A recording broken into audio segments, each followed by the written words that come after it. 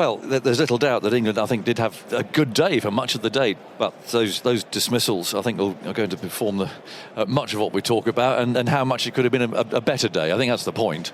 At 182 for one, arguably England's greatest threat in Nathan Lyon was helped off the field. He looked to be in a very poor state. I mean, the threat, particularly for the fourth innings, of course, that England will have. We saw the ball spinning for Root, and clearly he would probably have been Australia's likely match winner, but off the field he went. And from that moment on, England lost 3 for 34 with that continual bouncer attack. Let's start with Michael Vaughan, shall we? And you know, you were watching it. It did seem extraordinary that batsman after batsman got out to a deliberately set plan. Yeah. Largely because Australia, it seemed, had nowhere else to go at the time. Yeah, I think we've got to be realistic, though. We can't mix entertainment with stupidity.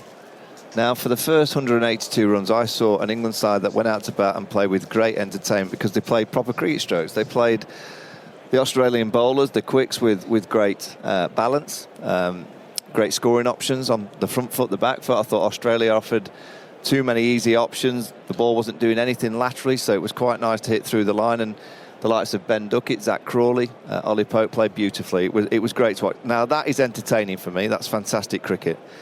What came once Nathan Lyon strolled off the pitch, and it looks to me like he's done his calf, and I can't imagine he's suddenly going to be back tomorrow as a spring chicken bowling plenty of overs. So you're 182 for one. Nathan Lyon's going around there. You can see that he's struggling. The physio's having to help him get to the dressing room.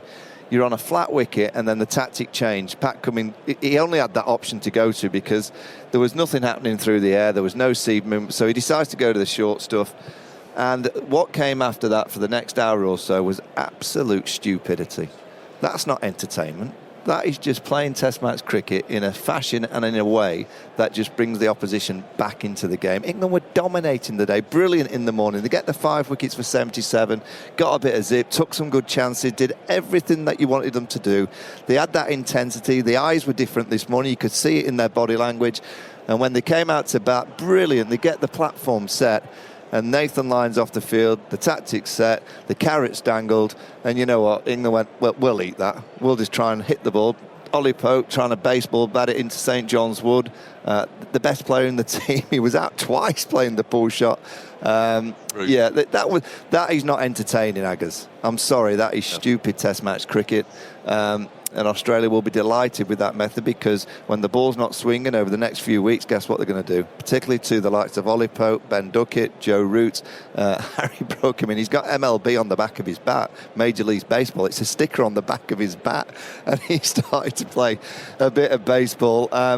Yeah, brilliant because they've got the day in terms of they've won the day. I think England have had a decent day in terms of numbers, but it could have been so much better. That's the point, I think. Glenn, let's get an Australian perspective on this today, because the English supporters are jumping up and down and you know, echoing what Michael said. What do you think of it?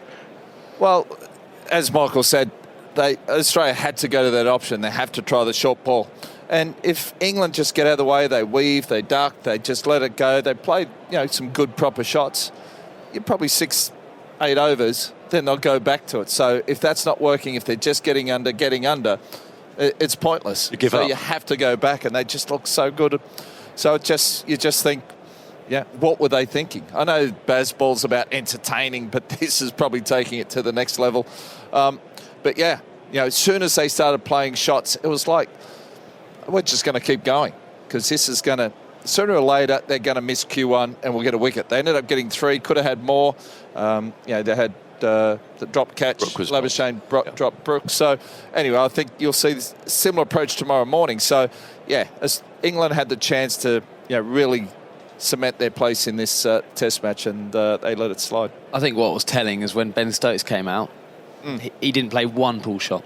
He was like, no, I think he got hit 3 times, and that was it. I'm not taking on that pull shot. I'm leaving the ball. I'm getting underneath it, and I'm letting them. And I'm just taking the sting out of. I think he read the situation, just like we all read it up here, and I think England down there got carried away with the emotion of this danger. We have to run towards it. Ben Stokes, who's the leader of the running towards the danger, he's the one who talked about it, shows that you can not run towards the danger and actually just take the sting out of it. And look, after 20 minutes... I reckon running towards danger when bowlers are bowling 88, 90 miles an hour bouncers are actually is when you're wearing it. Taking it on is the easy option. Honestly, I think it's the easy option to take it on because, you know, you're generally not going to get hurt doing it that way. But if you're going to duck and weave, you might duck into one that you think's going to bounce a bit and you have to wear one on the shoulder, maybe get one on the helmet. But as Glenn said, you really are only going to have to face 8 overs max of the bounce. And I know as a captain that you go to that tack, it is the last chance saloon. Yeah. But I think it'll be quite an early chance saloon from now on in this series because Australia will know that England are just going to try and baseball it, try and play the baseball way, and it will offer many, many more opportunities if they continue to play in that fashion. Yeah, my only issue with Ben Stokes at the end there, he went out there and played sensibly, but he didn't go down the other end and have a chat to Harry Brook and say, mate, just follow my lead. There's not much time left in the day. Let's sort of get through it, not lose any more wickets. Tomorrow morning, start fresh. There's plenty of runs on for offer. So if Ben Stokes is the captain, he should go down there and have a chat to and we must and Nathan Lyon is the key to this. Yeah. Now, if Nathan Lyon was spinning it square and suddenly the short ball theory comes in, you go, well, actually, you've got to try and make use of it because that's a chance of scoring because Nathan's not on the pitch. So the number one spinner in the series, a world-class spinner, he's in the dressing room. You know he must be struggling. So surely you can't just be a cricket team that plays one way. You know, Ben Stokes went out there and all the talk of baseball, he just played Test cricket the way that it needed to be played in that last half an hour. And he surely has to send the message to the rest of his team as when those situations arise, we can't just be a one-trick pony. We've got to be able to play the smart way, the sensible way, particularly when their spinner is sat in the dressing room. But just throwing this in there, didn't the others get out because that's been the way they've been told to play by Ben Stokes and by Brendan McCullum? Well, maybe, but Ben didn't play that way. I don't think they've been told to play anyway. I genuinely don't think they sit there and say, you have to play this way. I think they've got the freedom to play that way, that they're not going to then, you know, like get told off. You never get told off and stuff. But I've never seen it really in any kind of coaching since I've been around. But they've got the freedom to... If Ollie Pope wanted to do that shot, he's not going to walk in the dressing room and you're going to have the old school, what the hell are you doing? However, there has to be some real personal leadership in your head to play this baseball thing because actually, as Varney summed up, well, the thing was not to take the bait and be brave and say, no, I'm not. And go on then, what you can do now, Australia? Yeah. There's no way that Ollie Pope's walked in that dressing room and 3 or 4 of the players gone, what have you done? No. Absolutely nowhere. That's not the environment they've created. But I hope Ollie and himself, he's the vice captain. He's the vice captain of the team. I hope Ollie and himself, he's just having a quiet moment, just going, you know, I'm going to reflect on that shot. You know, he's not had a terrific Ashes record. You know, this is a great opportunity for him. He was in, he's set, he played well. And he's just gifted Australia a real big wicket when that partnership was developing very nicely. Let's just drop this news into the pond then. We gather that Nathan Lyon is unlikely to play a further part, at least in this test, and could be a doubt for the whole series. That's the news coming out of the you could the bottom tell. I end mean, of the ground. he was helped around the boundary by the physio. He just couldn't walk. So clearly, at first you thought, was it a bit of cramp? And then Nathan Lyon's tough. You know, I've been around Nathan, like as Glenn has. He's a tough character. And as soon as I saw him walking around the outside of the boundary and he had to take the kind of physio's arm to carry him through, you know, he's struggling. So he can't bowl in the 4th innings. So Australia have got three seamers and a bit of Head or Smith or whatever. I mean, that does throw in quite a dynamic to this match, doesn't it? If England can get parity and even beyond, they'll fancy a run chase in that 4th innings without any question. You know, they're in a decent position at the minute, but it could have been so much better. And that's the only, you know, it's frustrating. England have had if you'd have said at the start of the day's playing would end up 278 for 100 and whatever 40 behind Australia, would have said, oh, take that. But it's the situation that they've got themselves in, and it's the easy way that they've allowed Australia back into the test match or to grab hold of that afternoon session. That's just slightly disappointing. The next thing is now they have to part this today, you know, and part the noise, because there was a noise yesterday about how they didn't bowl great, and they came back and actually showed a lot of character. That bowling attack, it took some criticism. and they've got wickets. This batting unit now are going to expect, 3 or 4 of them are going to expect some criticism about the shot they played. Can they now bounce back again and deliver another performance? So they have another great day tomorrow, then really in the box seat. Yeah. So Test cricket to me is about learning. There's some young guys in this England team, and fair enough, let them make their own decisions, go out there, play the way they play. They probably haven't seen anything like they've come up against this afternoon. The short ball, the way the fields are set, they took them on, they did this. Hopefully they're having a meeting in the room now and discussing it. You've got Brendan McCullum, you've got Ben Stokes, you've got plenty of Marcus Trescothick up there, plenty of experience. That's the time for these young guys to learn. You say, okay, what were you thinking? What was the plan? How do you think it went? Maybe if you tried this. So this is an opportunity for the young guys to learn. If they keep this up, Australia's going to keep doing it, and it's going to keep happening. So if they learn from today, to me, that Baz ball is brilliant, but you've got to be smart and you've got to learn. And young guys, this is a great opportunity to learn from their mistakes and be in a better position next time. And part of England's strategy now, surely, is to keep Australia out of the field as long as they can. They've got to get some overs into these bowlers' legs. They can wear them out tomorrow. Absolutely, and that's why, I mean, we probably sound like old kind of has-beens, and we are, but when you see Test cricket, and there was people in the box, and when the bounces came, we all were sat watching, and we went, there's only one thing that can happen if you're going to be playing those shots. And that eventually will be that you lose a couple of wickets, because the science of the bouncer tells you that, history tells you that there's no one really ever taking it on consistently with all that feel back without making a slight mistake. Right, let's go down to the far end of the ground and say good evening to Ben Duckett. Hello, Ben. Hello, how are you? Well, I'm okay. I'm wondering how you are. You looked utterly disconsolate there as you walked off the ground. We saw pictures of you going through the long room and up the stairs and so on. That must have been pretty shattering to be out on 98. Yeah, I made that quite a slow walk off. It's never nice falling short. Especially on the occasion, Ashes Test at Lords. And I strive myself on scoring big runs and big hundreds. So. Yeah, it's a strange one. I mean, if you'd have offered me 98 at the start of the day, I'd have been over the moon with that. So, I'm very happy with how I played. Just gutted I couldn't be there overnight. You did play well, but are you going to be reliving that shot in your mind for, I don't know, for hours, for days, for weeks, for ages? No, not the shot. That shot's got me plenty of runs in my career. So. That was how I was scoring runs before it got me out. Not at all. I'm just gutted that I didn't get over the line, but if I'd have gone away from my natural game, I'd have been more frustrated. Yeah. Did you feel that the odds were rather against you though, with the way that the bowling was and the field that was set? Only in the same way that a new ball with 3 slips and you shouldn't be driving the ball. That's the way I play. It's the way it's how I got 98 runs today. I'm just gutted. I didn't carry on, but no, I'm certainly not disappointed with the shot. Okay. What about the sort of general mood in the dressing room that 3 frontline batsmen get out in that fashion with such an obvious Australian plan, and with the spinner off the field too, injured?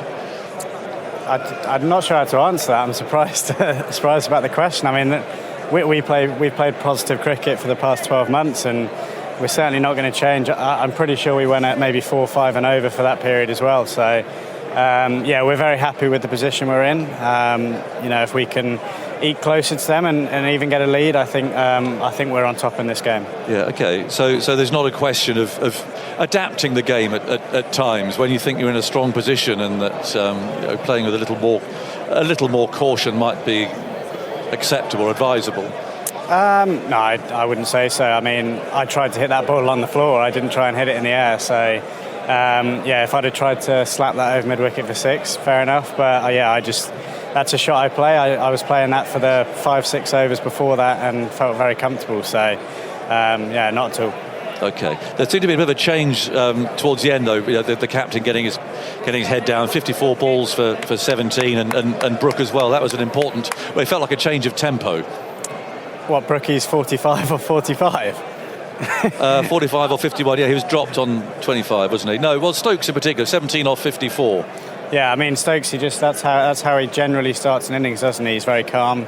Everyone individually has their own plans. Brookie was to go out there and take the attack to them. And Stokesy, the calm captain, he's played beautifully there, and hopefully in the morning, he can kick on. And with Lyon likely to be out of the rest of the game then, I mean, you'd feel you have a very good opportunity in the fourth innings if you can get up to at least parity with Australia tomorrow. Yeah, certainly. I think that pitch is going to potentially get better and better. There were no demons really in it today, so, you never want to see a man in the opposite side go down, and fingers crossed it's not too bad. But as you say, if we can eke closer to their score, and as I said, if we can go past them and bowl well, I think we were blessed with conditions today.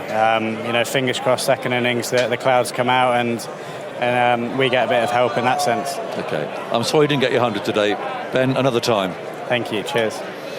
There we go. Ben Duckett out for 98. Very forthright answers, I thought, to the questions. Well, let's just get something very, very straight. They're playing a different game to what we played and what Test cricket has been played like for the history. The England team are playing a completely different style of cricket. The proof will be in the pudding at the end. At the minute, they're 1-0 down. At the minute, they're struggling in this Test match. Even though Nathan Lyon's off the pitch, they're still chasing the game because they're a long way behind, and they're 2 wickets away, Australia, from Stuart Broad coming in, or Ollie Robinson. So they've got a lot of hard work to do. The way I play, it's a term that we've heard over many generations from many players. You have to win, and England have got themselves back in the Test match, and they played well today. But I've not seen any sporting team in the history of sport just play one way. Really good sporting teams adapt, and the captain there in the last half an hour, he adapted, played the situation brilliantly. Other players will have to do that throughout this Test match and moving forward. If England are going to win this Ashes series, they're not going to win the Ashes by playing just one way. I can guarantee them that. It was quite forthright, wasn't it? It's Cookie. I think he's going to be. I think he knew what was coming, and certainly as a player, we've all been there. The emotion of the day. He's missed out on 100 at Lords in an Ashes, which is the biggest 100 you've... And fair play him fronting up, by the way, in that situation. Absolutely, and he does play that shot very well. And for a guy who, like myself, who was compulsive, never ducked. I think I ducked 2 balls to Fidel Edwards once when he did that field, and I got in hell of a trouble that I ended up saying I'm taking it on because that was my best way. I didn't try and hit it for 6. I tried to ride it. And I think maybe you can, certainly I could, and I reckon whether that's a question you could ask Ben Duckett, is like, can you then just tap it on the head? Because actually he did go hard at that ball. And whether it was him saying, I'm trying to get my 100 with a 4, or 6, he actually tried to roll it, his reason. You say, I saw him twice today get a top edge over the keeper, which could have easily ballooned to the first slip. I saw 3 go just short of the fielder, just on the boundaries. So my feeling from watching him play that shot was every time he played, I thought he was going to get out. So I think he can adapt his shot of playing, because he was going hard at the ball to try and keep it down. His improvement of this, I don't know how much fast pitch, this is, he's still new in his international career, how much 85 to 90 mile an hour short pitch bowling he's faced in county cricket. I'm going to say very little. Not a lot. So can he develop that pull shot where you just tap it on the head? Because he likes playing it, he sees it quick enough. So that will be me development of him, not just ducking.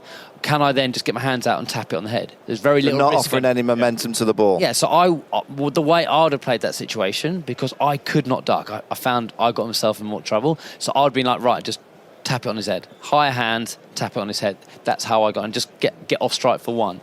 Occasionally, of course, you are going to get out doing it occasionally, but that was my safest way of surviving that battle. But I wasn't looking to be aggressive. That was my defensive messaging to get off strike. Let's hear from Steve Smith, shall we? He's been talking to Alison Mitchell.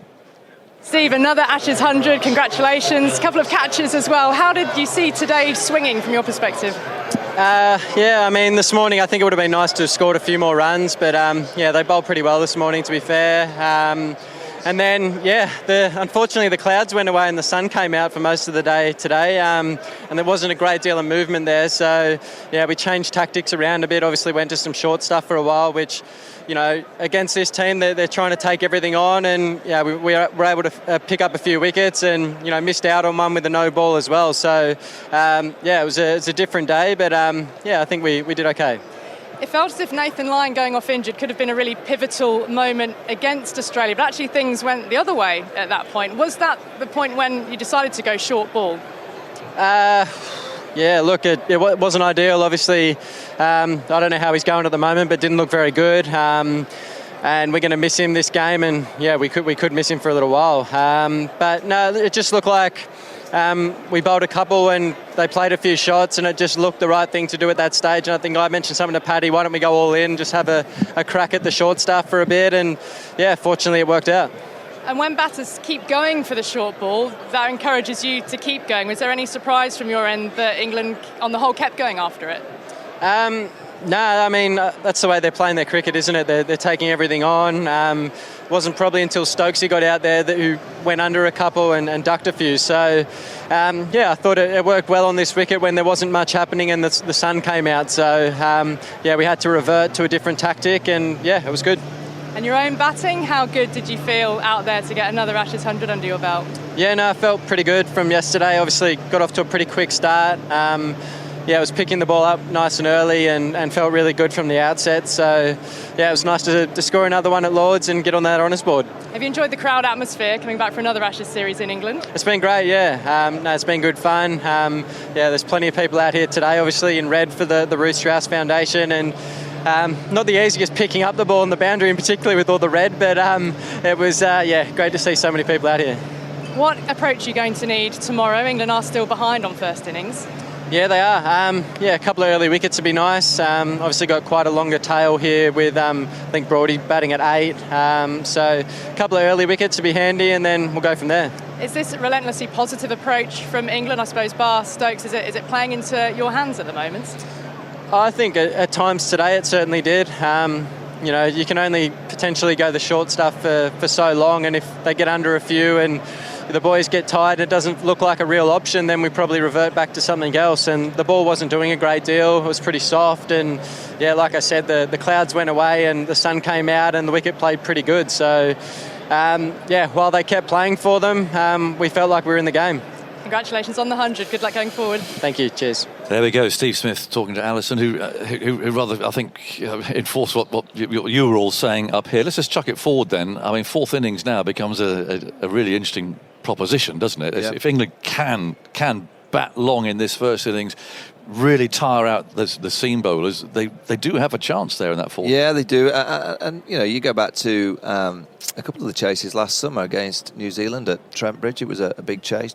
Chased it down convincingly, and that chase against India at Edgbaston. So this England side, the way that they bat, it's almost better for them to see a target, you know, a number. When they bat first, I think they get a bit confused of what the number they require, as we saw at Edgbaston in the first test. So, look, they've got to try and get somewhere near. They can't offer Australia a 50-run lead, and then obviously they've got to somehow get 10 wickets on what will be a very good batting wicket by the time the likes of Labuschagne and Smith get back out there in the second innings.